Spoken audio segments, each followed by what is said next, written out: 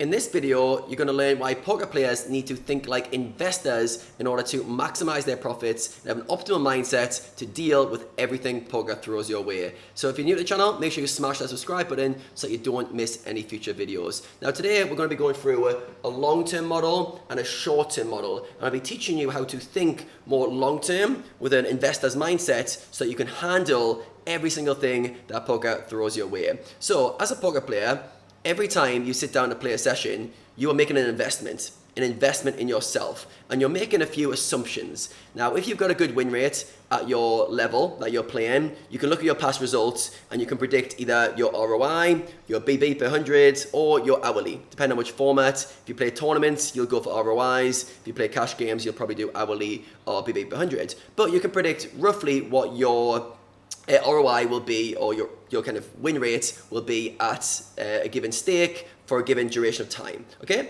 so the long-term model is somewhat predictable. So I'm going to go through that in a second. I'm going to show you why that's what we need to be focusing on. But the short-term model is very, very different and very volatile. And most people let the short-term model, about how they're thinking, impact everything, and it affects every single part of their win rates, their mindset. Everything crumbles when you focus on the short-term model. So when you make that investment, you're making a few assumptions, okay? So you're saying that your money, so the buy-in that you choose to play with, whether it's playing a tournament, whether it's playing a cash game, you sit down with X amount of money and you put that forward.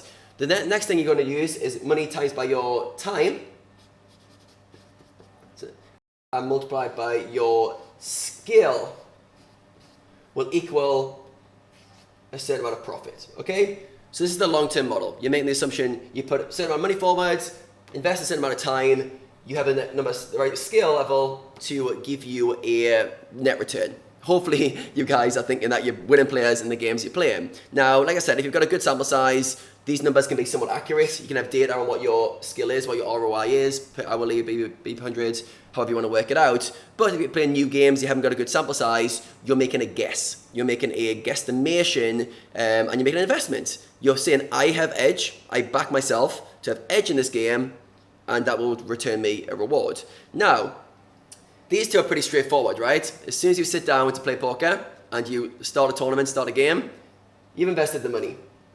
As time goes on, and you start playing, you've now invested time. Okay, so they're given, they're locked in ones. However, the one that matters the most isn't locked in. So your skill, how good of a player you are, is volatile, right? So you can play your best poker, you can play your A game all session, or you can play your C game, or you can tilt off a full stack, okay? So you're making the assumption of when you play well, or on average, you have a good skill level. A skill level due to your studying, due to your experience, due to how good of a player you are, that nets a return. But that skill level can be on the high end or on the low end on a given day basis, depending on how well you're focusing, how well you're playing, and yeah, it's volatile. It's not going to be locked in the same. So with this moving, this is the only variable that impacts your long-term profits. Okay, so that your money and time is already locked in.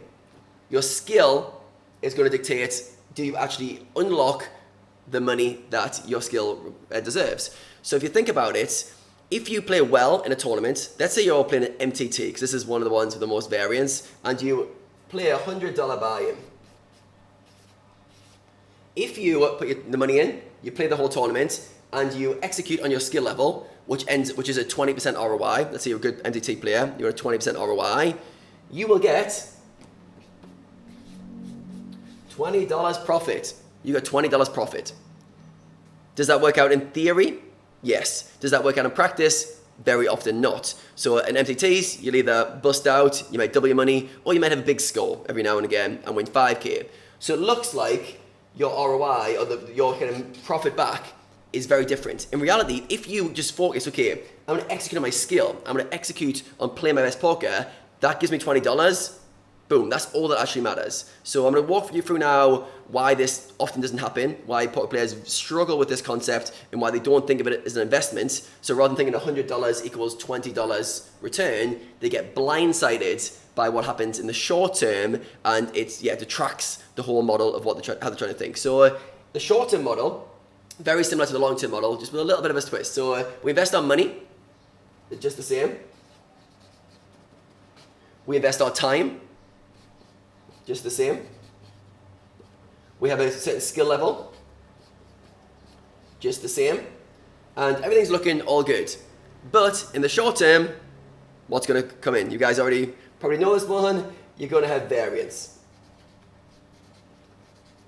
So now we've got your money, your time, your skill minus variance equals your profits.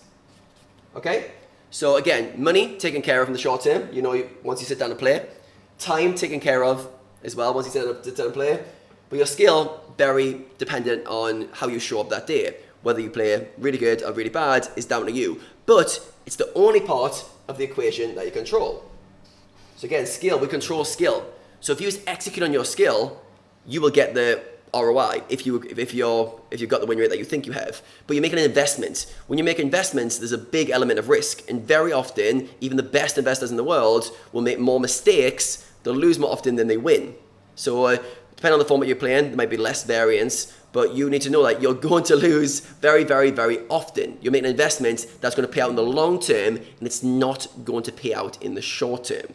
So this variance can be super high, again, or super low. Your skill can be high or low. This one you control, this one you don't. So as a result, anything can come out of this, anything can come out here. Anything can come out. This one, very predictable. This one, anything can come out because of variance. So what poker players do is they end up being the victim of variance in the short term, and then they start to question the long-term model. Is this my ROI? Am I still a winning player? Is this the profit I'm supposed to be getting? Am I running bad? Am I playing bad? And they start second guessing everything based on variance, that one variable they don't control. So for myself, I used to play heads up sit and goes, which were a winner takes all format. So when I sat down with $1,000, I was leaving that table with $2,000 or zero.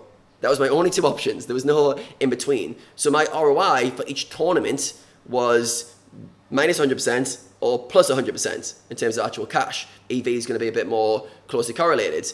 But on average, I knew my ROI against recreational players was between 5 to 10%. So if my ROI is between 5%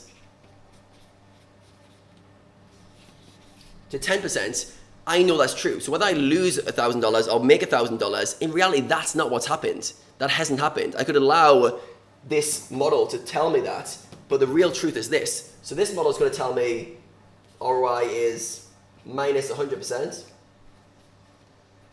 or plus 100%. So the short-term model is going to be very extreme. It's going to tell me you're absolutely amazing, Adam, or you absolutely suck. This is very applicable for MTT players as well. They either have a big score, 10x, 20x their money, or more often than not, they bust out. So this model is really just detracting from what's really happening. And what I want you to get, guys, to take away from this video is, if you just understand that you're making a long-term investment, not a short-term investment, even though you're sitting down to play a session, you're betting on yourself over a longer sample size. So you're not putting a bet on going, I'm going to win X amount of money today, but you're saying, if I put this bet on long enough, let's say my ROI is 20%, I'm a good MTT player, you're putting this bet on enough times, 10, 20, 30, 40 times a day, that over the long run, if you can execute on the skill, you will get rewarded with the payout. But if you don't execute the skill, you tilt off buy-ins, you make mistakes, you get distracted, you're not focusing, this isn't guaranteed. This isn't guaranteed over the long term. So the more long term you can think, the better. The more you can realize, okay, every time I play, I get an ROI on my buy-in. That's it. It's that simple. You get an ROI on your buy-in. It might fluctuate a little bit based on your skill level and based on how well you're playing, but that's it. So if you just focus on playing your best poker, and you know if you invest $100, you get 20 back, regardless of what the short-term results say, ignore the short-term results completely. Just zone out from them and realize I made an investment.